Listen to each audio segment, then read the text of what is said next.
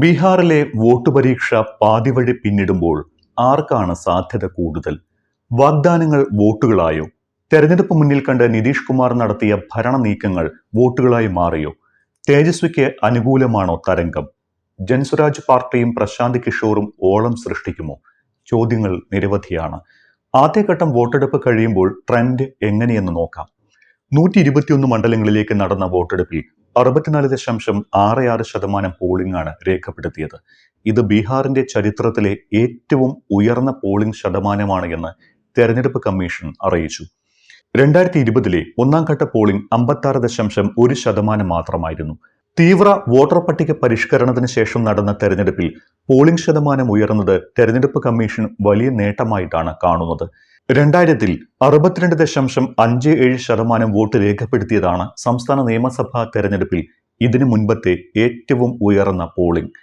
85 വയസ്സിന് മുകളിലുള്ള 2 ലക്ഷത്തിലേറെ മുതിർന്ന പൗരന്മാർ വോട്ട് ചെയ്തു എന്നത് ജനങ്ങൾ ഉറച്ച എന്തോ തീരുമാനത്തിൽ എത്തി എന്നതിന്റെ സൂചകമായി പരിഗണിക്കാം. ബീഹാറിലെ 243 സീറ്റുകളിൽ 121 എണ്ണത്തിൽ ജനങ്ങൾ വിധിയെഴുതി. അതായത് സംസ്ഥാനത്തിന്റെ പകുതി സീറ്റുകളിൽ തെരഞ്ഞെടുപ്പ് കഴിഞ്ഞു. ജനം നിതീഷ് കുമാറിനൊപ്പമോ തേജസ്വി യാദവിനൊപ്പമോ അതല്ല പ്രശാന്ത് കിഷോറിനൊപ്പമോ എന്ന് ഏകദേശം തീരുമാനമായി. തെരഞ്ഞെടുപ്പിന് തലേനാൾ രാഹുൽ ഗാന്ധി നടത്തിയ വോട്ടുകൊള്ള ആരോപണങ്ങളെ ജനവിധി സ്വാധീനിച്ചിട്ടുണ്ടാകാമെന്നാണ് ചില രാഷ്ട്രീയ നിരീക്ഷകർ പറയുന്നത്.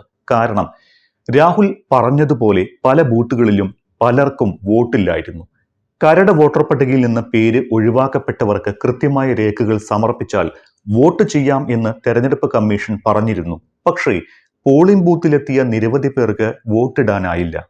പിന്നോക്ക, ദളിത്, മഹാദളിത് വിഭാഗക്കാർക്കാണ് വോട്ട് നിഷേധിച്ചത് എന്ന് ആരോപണം ഉയർന്നിട്ടുണ്ട്. ഈ വിഭാഗങ്ങൾ കൂടുതലും മഹാസഖ്യത്തിനൊപ്പമാണെന്നാണ് കണക്കുകൾ പറയുന്നത്. കഴിഞ്ഞ ബീഹാർ അസംബ്ലി തെരഞ്ഞെടുപ്പിൽ 32 മണ്ഡലങ്ങളിൽ 5000-ൽ താഴെ വോട്ടിനാണ് ജയപരാജയങ്ങൾ ഉണ്ടായത്. അതിനാൽ ലക്ഷക്കണക്കിന് പേർക്ക് വോട്ട് ചെയ്യാനായില്ല എന്നതിനർത്ഥം തോൽക്കേണ്ട സ്ഥാനാർത്ഥി ജയിക്കും എന്നാണ് എന്ന് മഹാസഖ്യം നേതാക്കൾ ഇപ്പോൾ തന്നെ പറഞ്ഞിരിക്കുകയാണ്.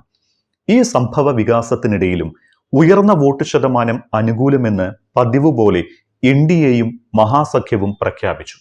ജനങ്ങൾ വോട്ട് ചെയ്തത് NDAക്കാണ് എന്നാണ് പ്രധാനമന്ത്രി നരേന്ദ്രമോദിയുടെ അവകാശവാദം.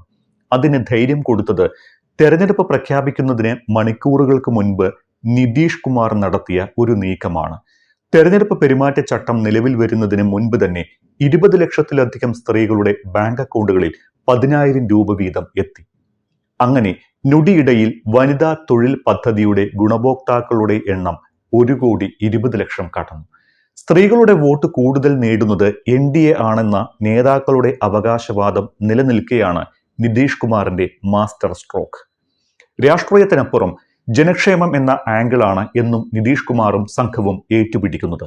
സമാധാന ജീവിതം, മെച്ചപ്പെട്ട ജീവിത സാഹചര്യം, വികസനം തുടങ്ങിയവ NDA ഉയർത്തിക്കാട്ടുന്നു.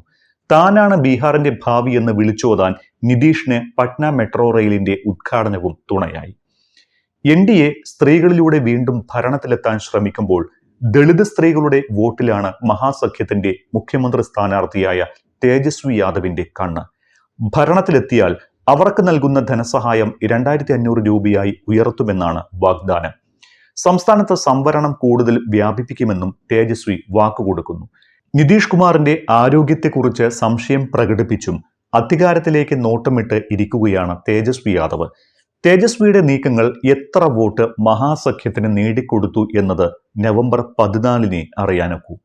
BJPയുടെ തെരഞ്ഞെടുപ്പ് ജയങ്ങൾക്ക് ചുക്കാൻ പിടിച്ച് നിതീഷ് കുമാറിന്റെ JDU അംഗമായി പിന്നീട് ജൻസ്വരാജ് പാർട്ടി രൂപീകരിച്ച പ്രശാന്ത് കിഷോറും ബീഹാറിന്റെ ഭൂമിയിൽ സ്ഥാനം പിടിക്കാൻ ശ്രമിക്കുകയാണ്. നിരവധി ചെറു പാർട്ടികൾ സാന്നിധ്യം അറിയിക്കാൻ പ്രയാസപ്പെടുന്ന ബീഹാറിൽ ചുരുങ്ങിയ കാലം കൊണ്ട് വലിയ ജനസ്വാധീനമുണ്ടാക്കാൻ പ്രശാന്ത് കിഷോറിന് കഴിഞ്ഞു എന്നത് മറ്റു പാർട്ടി നേതാക്കൾ രഹസ്യമായെങ്കിലും സമ്മതിക്കുന്നു. ആദ്യമായി ബീഹാറിൽ ത്രികോണ മത്സരം ഉണ്ടാക്കുന്നത് ജൻസ്വരാജ് പാർട്ടി കാരണമാണ്. പക്ഷേ ജാതി വ്യവസ്ഥയ്ക്ക് ആഴത്തിൽ വേരുള്ള ബീഹാറിന്റെ മണ്ണിൽ വികസനവും സദ്ഭരണവും മാത്രം പറഞ്ഞ് വോട്ട് തേടുന്നവരെ ജനം എങ്ങനെ പരിഗണിക്കും എന്നത് കാത്തിരുന്ന് കാണേണ്ടതാണ്. ബീഹാറിലെ തെരഞ്ഞെടുപ്പ് ഫലം ഏറ്റവും കൂടുതൽ സ്വാധീനിക്കുന്നത് മഹാസഖ്യത്തിലെ പാർട്ടികളെയോ JDUവിനെയോ അല്ല, അത് BJP ആണ്. മഹാരാഷ്ട്രയിൽ സഖ്യകക്ഷിയുടെ സഹായമില്ലാതെ ഭരിക്കാൻ അവസരം കിട്ടിയ BJP അതേ അടവുകളെല്ലാം ബീഹാറിലും പരീക്ഷിക്കുന്നുണ്ട്. ലോക്സഭാ തെരഞ്ഞെടുപ്പിൽ പല സംസ്ഥാനങ്ങളിലും BJPക്ക് കാലിടറിയിരുന്നു. ഇപ്പോൾ നിതീഷ് കുമാറിന്റെയും ചന്ദ്രബാബു നായിഡുവിന്റെയും സഹായത്താലാണ് കേന്ദ്രത്തിൽ സർക്കാരിനെ നിലനിർത്തി പോരുന്നത്. ബീഹാറിൽ 40-ൽ 30 സീറ്റും NDA സഖ്യം നേടിയപ്പോൾ JDUവും BJPയും 12 വീതമാണ് നേടിയത്. സംസ്ഥാനത്ത് രണ്ടാം പാർട്ടിയിൽ നിന്ന് ഒന്നാം പാർട്ടിയായി വളരുകയാണ് BJP, മഹാരാഷ്ട്രയിൽ എന്ന പോലെ. അപ്പോൾ സംസ്ഥാനത്ത് സ്വന്തമായ ഒരു അസ്തിത്വവും അഡ്രസ്സും ഉണ്ടാക്കാനായാൽ ഭാവിയിൽ കേന്ദ്രത്തിലും സംസ്ഥാനങ്ങളിലും മറ്റൊരു പാർട്ടിയുടെ കൃപാകടാക്ഷത്തിനായി കാത്തുനിൽക്കേണ്ട എന്നതാണ് കണക്കുകൂട്ടൽ.